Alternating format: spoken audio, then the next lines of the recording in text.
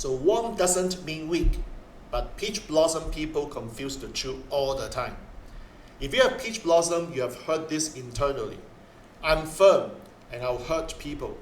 I'm direct, I'll lose connection. If I don't soften it, I will seem harsh. So you stay warm, very, very warm.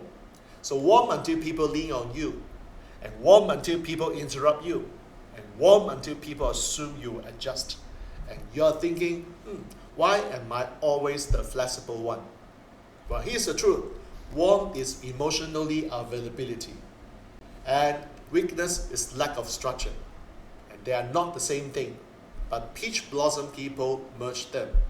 You think being warm means explaining more, giving more chances, absorbing more discomfort. Well, that's not warmth, that's called self-erasure. Here's the uncomfortable truth.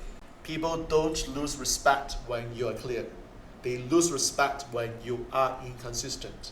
And inconsistencies come from trying to stay like. So you see, real warmth is stable. People feel safe because they know where you stand.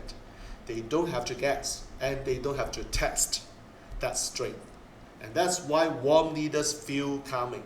They don't fluctuate, they don't overreact, and they don't over-explain. They stay the same, even when pressure changes. So when you add structure to warmth, something will shift. People will stop pushing, they will stop negotiating. Not because you became cold, but because you became solid. You see, in period 9, emotional noise is everywhere. Warmth without strength gets drowned, and warmth with structure becomes leadership.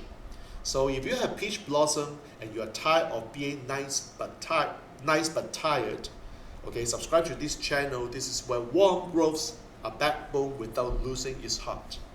You see, warm is human, weak is unstructured, so don't confuse the two lines. Okay?